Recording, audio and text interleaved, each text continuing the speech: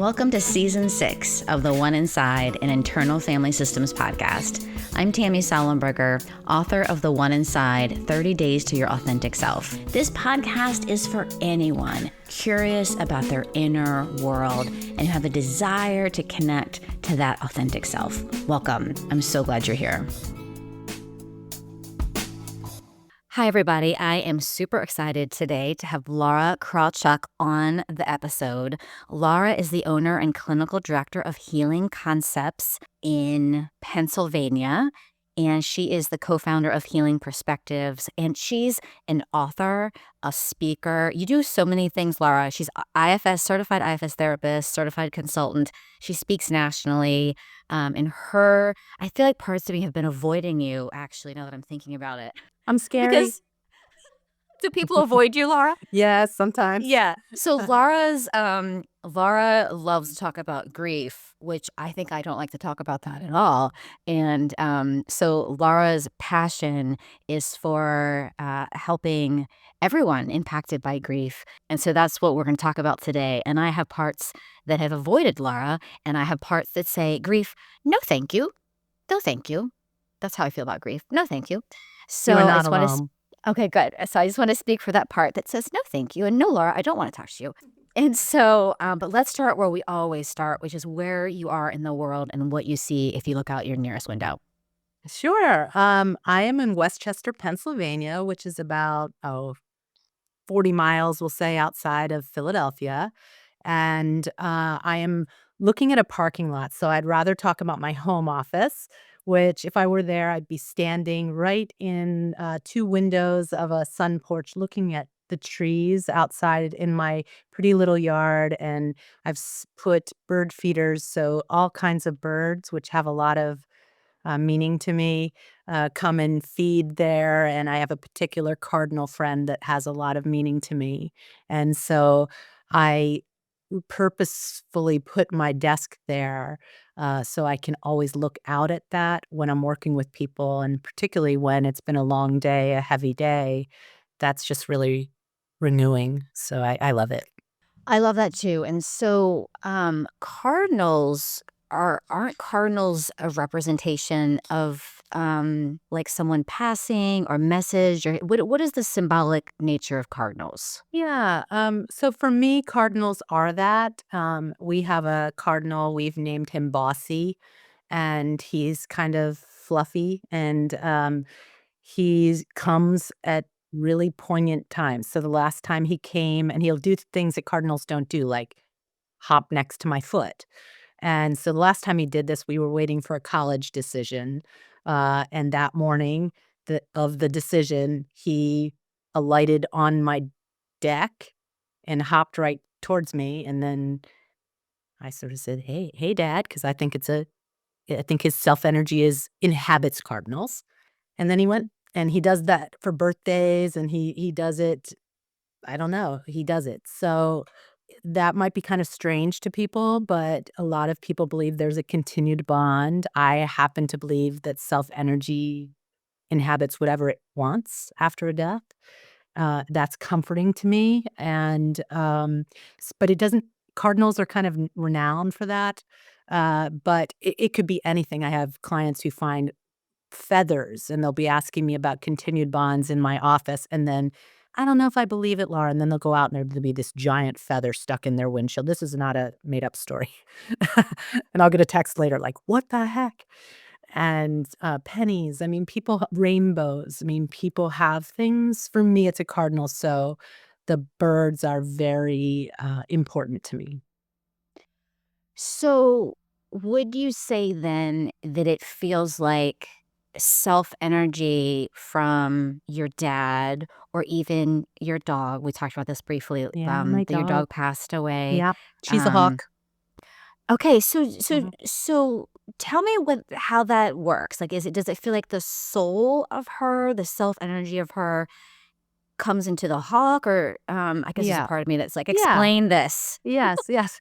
So before I was an IFS therapist, I was a grief therapist. I still am. I do a lot with meaning making model of grief. And one of the things that we know in the world of grief is that we don't relinquish our bond to a person who died. We still are in relationship with them. It's just so different. And I must admit, kind of unsatisfying and sad, right? So I don't want to minimize that in any way. But my father died 18 years ago. So I've had a lot of time to kind of figure out what I believe. And this bird keeps showing up and he's bossy like somebody was. And so Someone not to be mentioned. somebody so the idea that there's a continued bond, that it's an ongoing relationship. People talk to their person, for instance. Um, then I had my IFS trainings and I got certified in IFS and I started thinking like, what is self and how's it work? And so for me, and I'm really careful not to put my beliefs on other people. For me, I do believe that when a person dies, their self energy remains and becomes, I consider it with the ancestors, um, and that their energy, right? They're not in their body anymore, and that they can inhabit whatever they want. So my father has also showed up as rainbows, and um, so everybody in my family seems to show up in a different way. And yes, so I think the self energy inhabits whatever it wants. So it's not that my father is literally a cardinal. Um, and I do know that we've been through many iterations of Bossy. We had Bossy, Bossy Jr., but I believe for some reason that's what he does. And I'm not alone. What's really interesting is sometimes other people in my family will point it out. And like we see lots of cardinals. They're not all ones we believe are him. So it's just really interesting. Yeah. It's hopeful to me because it's a connection.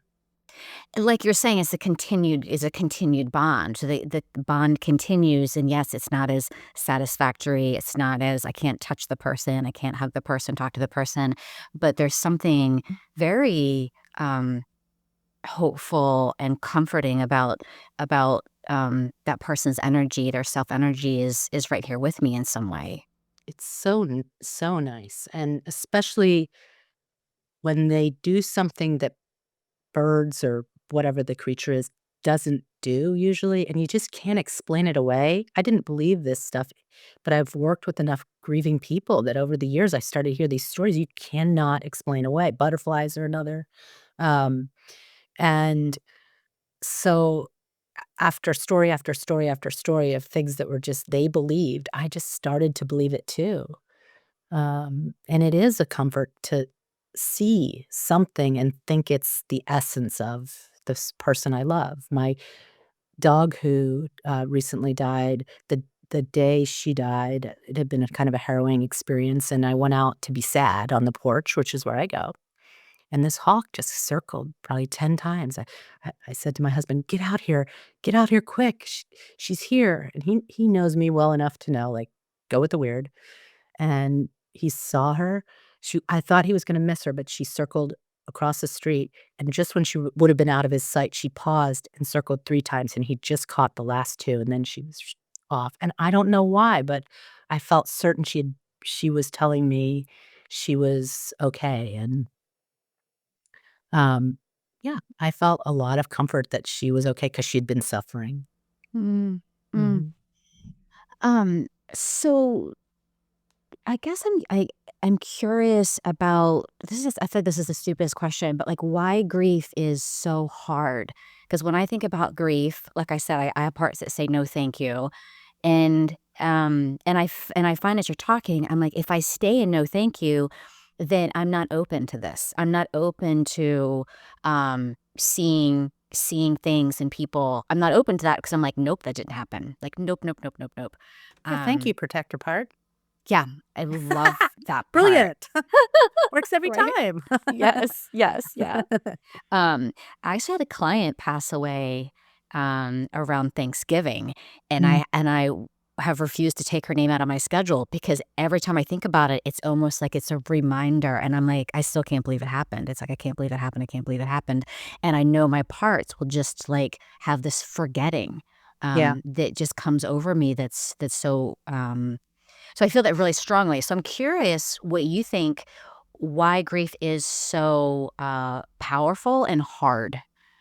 Because it's the representation of love, of caring. So maybe little different for a client, but a client represents anyone we could lose.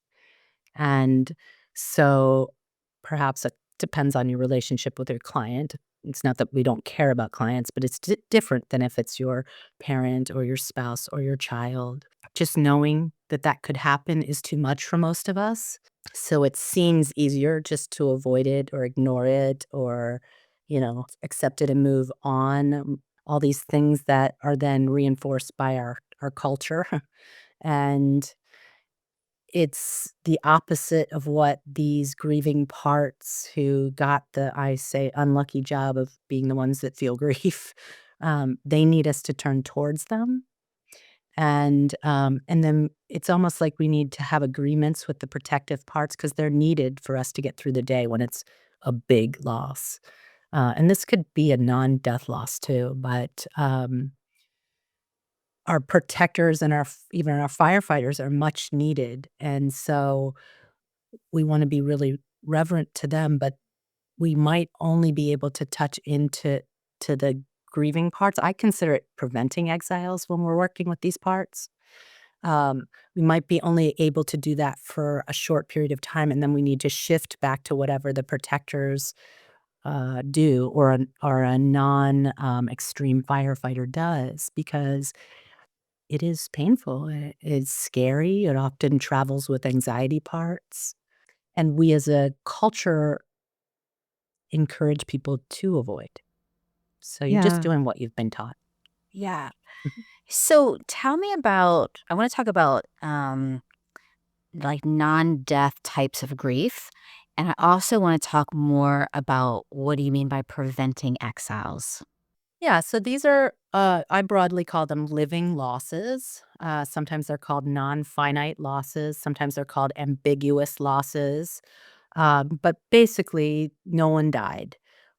And so this could be a breakup. It could be losing a house in a fire.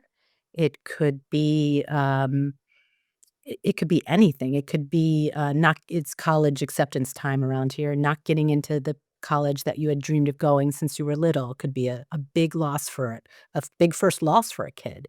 It could be, I've got puppies on the brain because I have a new puppy, like, you get a puppy and it's not working out, it's chewing up the house, and parents decide, like, "We've got to, like, rehome this puppy." That's a loss, right? It could be friends that ghost you or disappear, job loss, you name it. We are living in loss all the time. And these are so often not tended to well either. We call it that disenfranchisement. They're just like exiled, right? Um, and so, or we do the whole like, well, that person wasn't good for you anyway. And so that might be true, but also it might be grieving. So, okay, I love this list. I love this list. And so these are things that often parts of us or other people will minimize or disregard or do something so that we don't feel the punch or the hit of it. Okay, and is that what you're calling? Okay, okay, parts of us do it to us, like, so it wasn't that big of a deal, or they weren't the right person for you, or you didn't want that job anyways, or that's not the right college, or it wasn't meant to be, or Yep. Yep. I mean, not that I know, but yeah, yeah, yeah. Yeah. And so is that what you're calling disenfranchised grief? Yeah. Yes. So, um, the horror of the fires in LA. Even looking at that just breaks my heart, and I hear people saying, "At least we have our life, and at least we're safe, and we got the dogs out," and all of that is true, and also they should be encouraged to hold space for what didn't survive the fire. Stuff does matter to people. Wedding pictures, I can only imagine if I lost all the pictures of my dad or You know, things do matter. They don't perhaps matter as much as your life and that of your loved ones. True. But we don't wanna disenfranchise that grief and say that that doesn't matter because then people are put in this horrible situation of having to have protectors take over and then exiling their grief. And we know what happens if we build exiles. And then that pain, they're still in there, those exiles are keening, they need help, and we have to build more and more barriers to keep that pain away. So I try to help people with the both and this sort of idea of shifting, right? We can touch into the grief and then we can shift and do these other things. And we can do both. We can suffer and we can thrive or be okay. Or Janina Fisher calls them everyday parts, right? Mm. I love that. And I love I've seen a couple people say with the, fires that, like, "I loved my home. I loved my home. It's where I brought Yeah. my babies home from the hospital. It's Yeah. where this happened or this happened. I loved my home." And I think that too, right? There's my home is loving. It's a place of love, um, and yes, I would be happy to have, my life and my dog, but, yeah, that's okay. It feels like permission to say, I'm allowed to be sad that I lost my Right. home that I love. That's right. And these neighborhoods are forever changed. They won't look the same. People will likely move away. These are more living losses.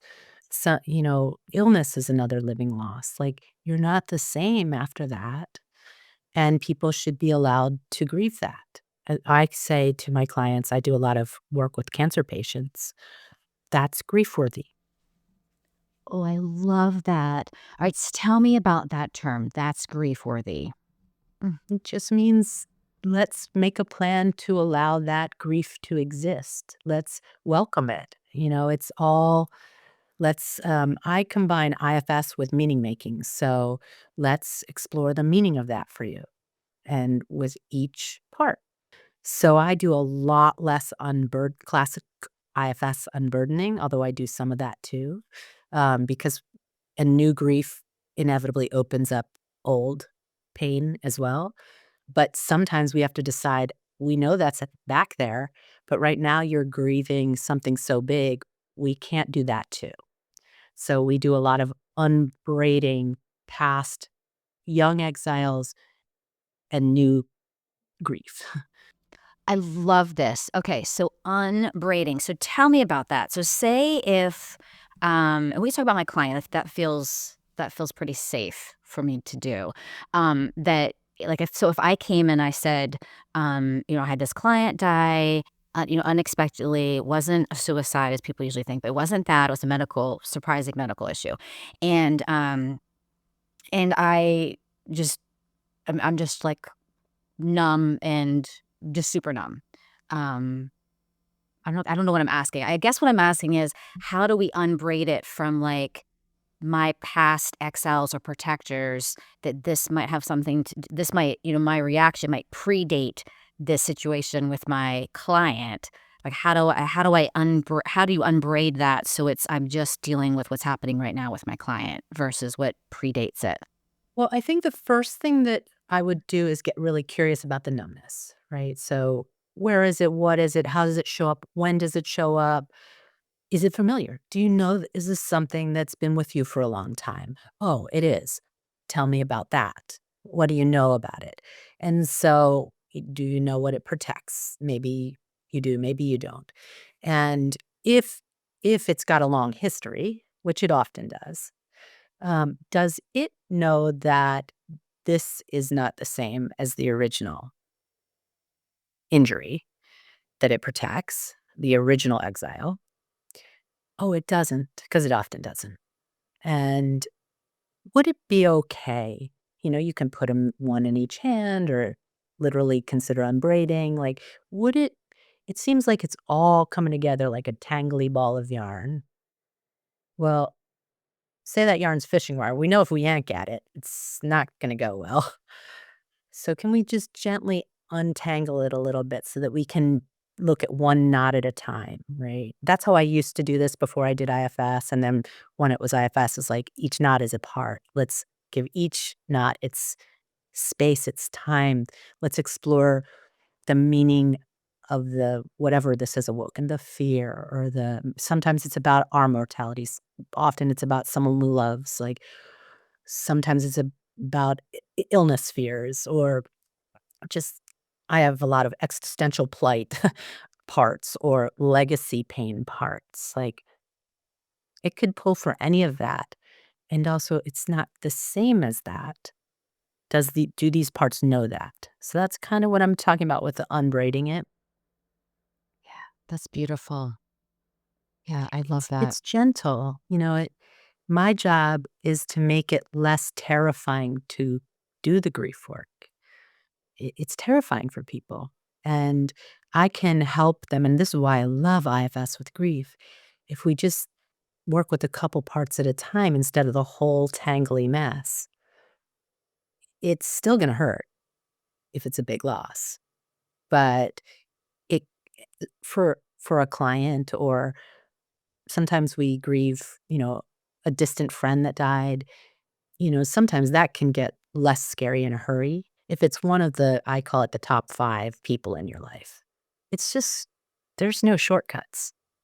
So I have a part that says if anything ever happened to my son, then I'm just gonna go live with my mom and just stay like doped up on some medicine and just go live with my mom. Like so because then it's like, okay, well I'll be okay then because that's the plan. That's your numbing part, right? I love Isn't her. it? She's It's great. like it's Yeah. very consistent. But I get it. I get it, right? Live with my mom, she'll take care of me. And yes, Mhm. yeah. So when people have had these top 5 losses, Yeah. I feel like there's a part of me that's like, how do you not get overwhelmed with trying to help them? But also, where do you even begin helping them? So I do not get overwhelmed by this kind of work. I believe I was born to do it. And I don't find it particularly overwhelming. I feel it. I feel sad. I sometimes have like a good cry session, sometimes with them, sometimes just cumulative. So I feel it, but I am not overwhelmed by it. And it's such an honor. I'm what I call a hard griever myself. So part of why I know how to do it is I know how terrible it can feel. So, Mm. I don't feel overwhelmed by that. I'm far more overwhelmed by the state of our world than my which seems odd, but it's true. So, I approach them by I sort of go back to my roots, which is like, tell me the story wherever you want to start. The only time I might not do that is if it was a really traumatic loss where there might be PTSD, and then retelling the story might re-traumatize them. So I've already done a little bit of, like, assessment of that in our intake, uh, but for many grievers, they need to tell the story, they need to introduce you to their loved one, they need to have somewhere to scream and tear out their hair, and none of that bothers me because that's what they're coming to me for. I once had a really lovely session with somebody who lost a child in a horrific way, and we were kind of we've been seeing each other for a while, and we do really good work, and we were joking around. We were just having a little bit of fun, which seems odd, but we were. And at the end, they said, "Wait, wait, wait, this is not good." And I was like, "Oh, did I say something to offend your parts?" Because we were doing IFS. "No." I was like, Okay, well, what went wrong today?" "No, this was not good at all." I was like, "I am so sorry. What went wrong today?" Thankfully, it was my last client. I was happy. We were happy. That is not what I come here for. And I was like, "Ugh, yeah." So we extended 10 minutes to just let's like invite the really unhappy part and give some apologies to it. And it pretty quickly was like, yeah, that's okay. Like usually I get the whole time. And so once it gave us that information, I'm a professor, so I teach a lot. I put on my teaching hat and said, see, we honor losses and we can shift and be okay sometimes. And that's going to happen. That's what healing looks like. It's not that we let go of the grief. I don't believe we all accept. Um, it's we learn how to carry it and radically welcome grief. So we're like, "That's great. Okay, that's good. See you next time." So tell me about what you just said. Um, the idea of we don't accept. So acceptance is in the stages of grief. Acceptance is the last stage of grief. And you said, I don't believe in acceptance. I believe in welcoming. So tell me about what welcoming means versus like acceptance. Yeah, so I'm a little countercultural. I don't believe in the stages of grief, um, really at all, unless that's the parts that the clients bring. I mean, I certainly think they can represent parts, but um, th they're too neat for most of my grief. I work with a lot of traumatic loss, and acceptance is hard. So I'm 18 years into grief, and the word acceptance is not one that my grieving parts will accept. Um, and they're okay with the death, but the suffering I still refuse to accept. So that can be a really tough one for some grievers. And I don't think this is true, but it seems like that should be where you're going to many grievers.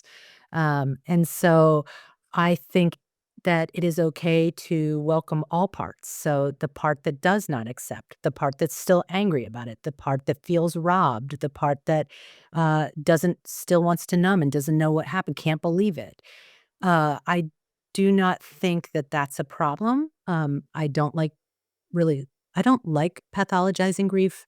There is a new DSM term for prolonged grief, but I in true IFS form, I just don't see it that way. I just see hulked out protectors or extreme protectors and need a little help welcoming all of the parts.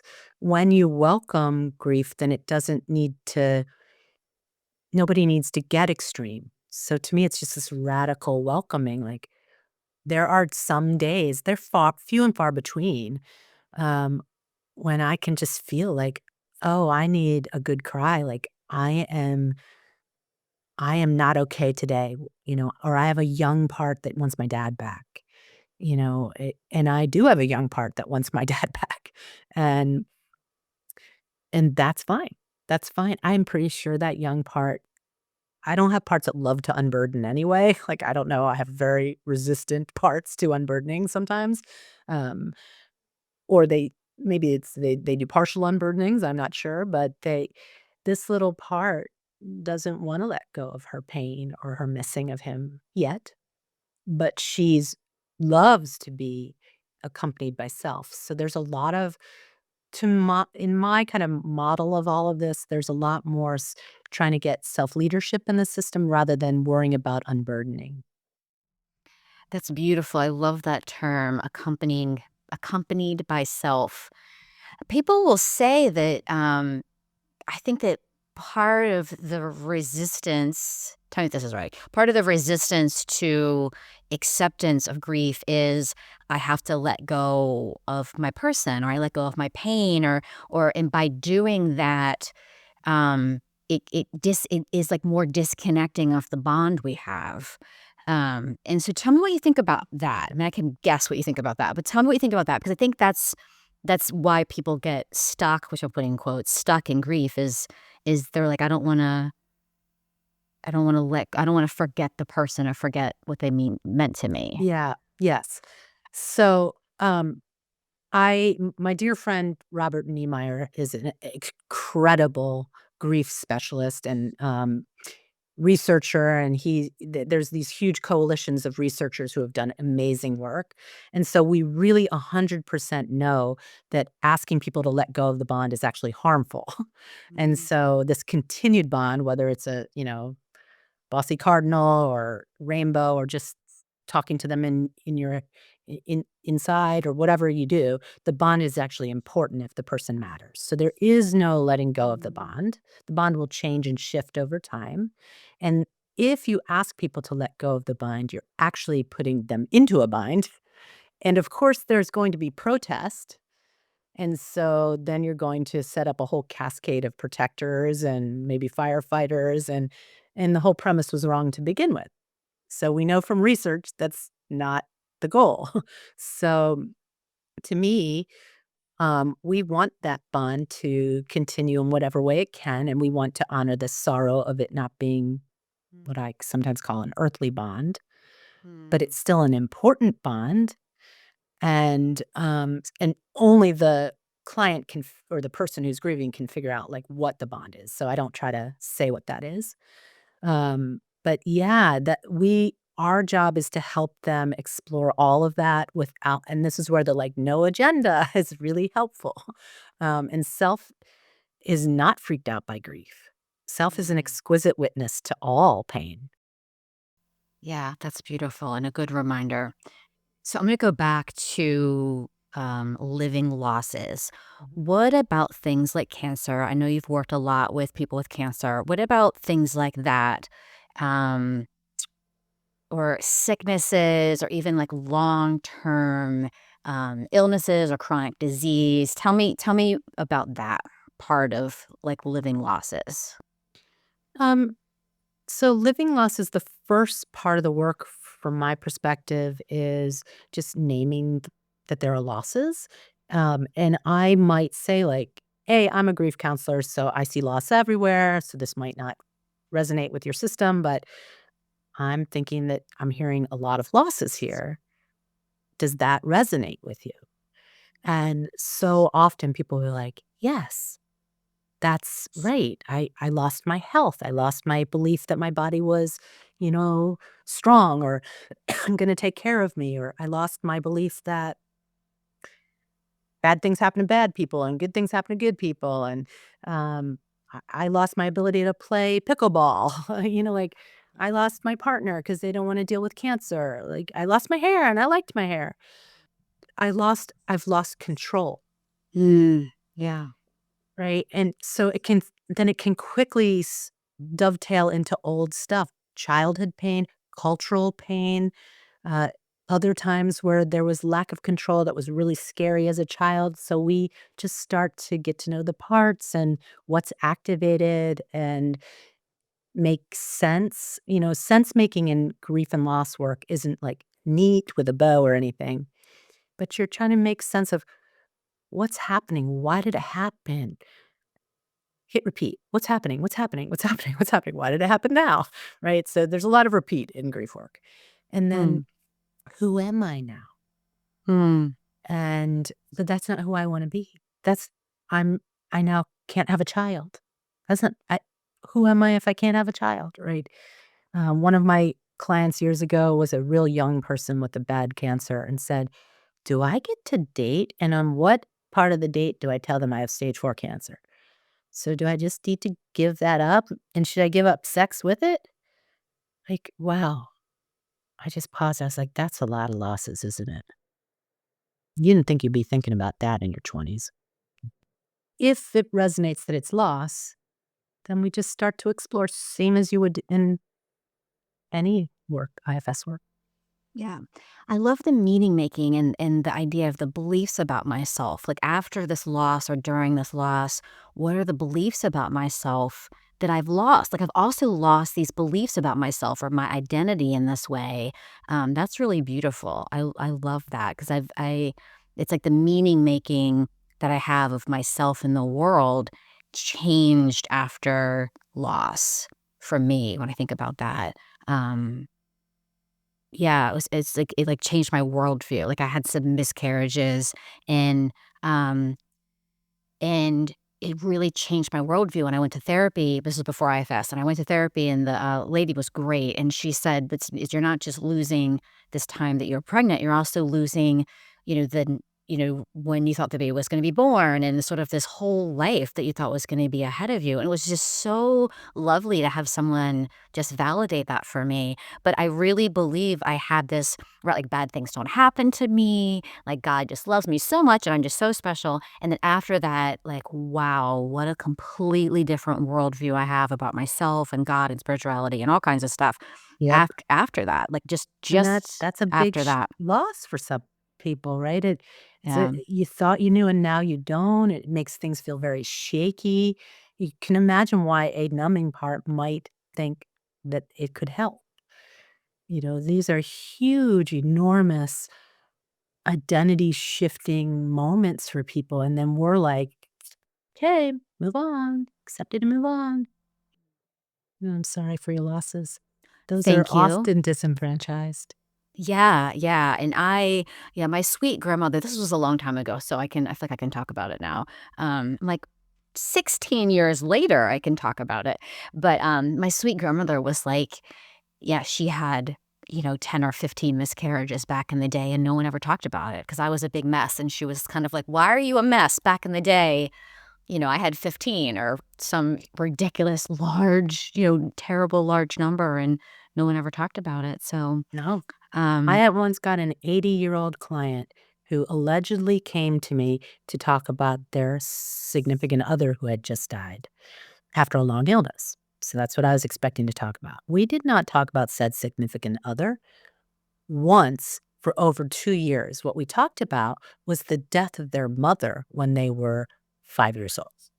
Oh. And she was not allowed to speak of her mother ever again. And then at some point, she had a lot of anxiety, tons. She just thought she had an anxiety disorder.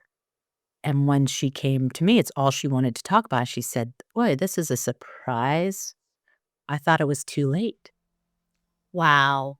So Mm. after 70 some years, we were able to finally properly welcome a young child's grief of a mother. Right? This is what we're doing to people. And this is why I'm out here talking about it, because that's far worse than the vulnerability of facing grief and exquisitely witnessing it and holding space for it. Tell me about, traumatic losses and how you see them differently than, the living losses or the losses we've been talking about. Or Traumatic maybe losses are tricky, um, in part because you might get a lot of dysregulation. You may have had people who witnessed horror, who experienced the fear of possibly, like, dying themselves or something terrible happening in addition to the death that they experienced. So and traumatic losses can also be, I believe all abuse is loss. Not all loss is traumatic, but all trauma is loss. Am I saying that right? Yeah, yeah. So to me, traumatic losses are often just out of the ordinary or out of the order of the. Like it's really hard to make sense of them, or they were caused by someone, which is extra horrible, and, trust may be violated. So all the complexity that you get with trauma, you get plus grief, and so you can imagine that people get very overwhelmed. So sometimes we have to tend to the trauma, and, I do sometimes step out of the IFS lens and work with a little bit of just skills on regulation. Uh, I consider I'm working with parts and teaching and just working with the protectors on can they just slow down a little bit, and I'll use whatever tools I can, but I still think I'm working with a part. But sometimes you really have to do that. Otherwise, this dovetail of trauma plus the grief and the loss can really overwhelm people. When people are really overwhelmed, they can get super behavioral. Uh, They can turn to substances, they can break up with their loved ones, they can isolate, they can self-harm, they can sometimes try to die. This can happen in regular losses too, but traumatic losses just has that double whammy. And so becoming a trauma expert is important, and really, honoring and respecting the limits of the protector parts. Yeah, I love that, and then not being freaked out by all those sweet firefighters that are just trying to Yeah, do their job and trying to bring stability and yeah, comfort in the way that's that they right. know how to. That's right. I'm a big fan of Sea Sykes, so I I share her love of the firefighters. And Pam Krause too. I share their love of the firefighters. So anything else you want to say? And I know there's so much we could talk about. Anything else that you feel like is important to share? I really encourage people to not try to do all of this in isolation. It's really hard to reach those tender parts on your own. So, getting a therapist or a practitioner or a coach or clergy, like it doesn't matter to me who it is. Could be friends that can hold space for this adequately, uh, because you might need to borrow their self energy to be steady enough to go to those, could be exiles so that we don't make them exiles, to navigate the complexity of all those protectors and the firefighters. So just really encouraging people to get some help, get some support in whatever way feels right to them. That feels really important to me. Yeah, I love that. I love that. Like sharing the story, telling the story, talking about this in Yeah. community. In community or so there are a lot of great grief retreats out there. I'm doing one, with Soliology next November, and I doing it because I got inspired when I saw all these amazing retreats. I have a client who hiked on the Camino Trail while grieving, and there's beautiful things, surfing and grieving, and so, I threw my hat in that ring, to help people because I do think there's something especially special of being in a group or a community. But for some people, and this happens a lot with traumatic loss, it's too much. So they actually need one-on-one first. So a lot of my clients will not do grief retreats or programs for quite a while. And then there's an increasing readiness. And as soon as they're ready, it's wonderful. But I do think, being really respectful of the parts that need one-on-one versus group versus retreat is important. Yeah, yeah, that makes sense. Especially when you are grieving and then you're in a group of other people grieving like that. Talk about being parts of you being overwhelmed, but your system can be pretty overwhelmed by that. So that makes a lot of sense. Laura, well, thank you for this. Tell everybody where they can find out more about you and all the things that you're doing before we ask your last question. They can find me at Healing Concepts LLC. So www.healingconceptsllc, basically. And that's the best place right now. I am building a healing perspectives, but that website's not up and running yet. If they're interested in the Soliology retreat, going straight to Soliology, and it's listed now.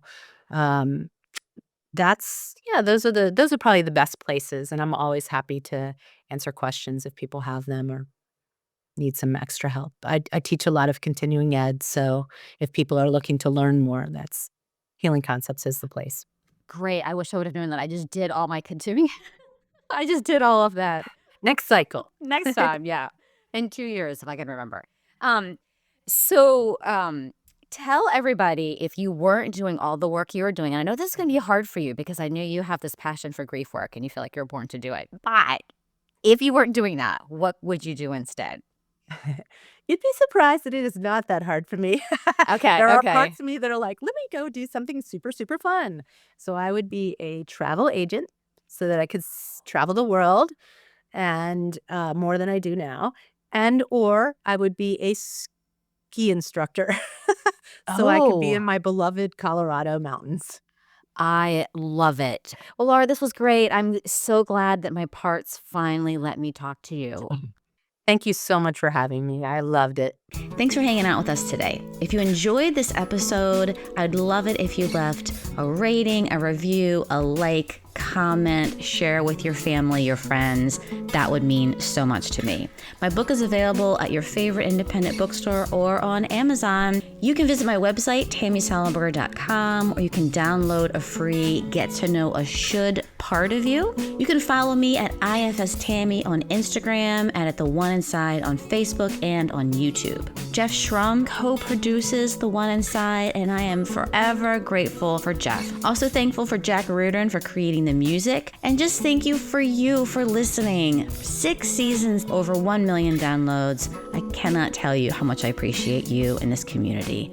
I'll see you next time.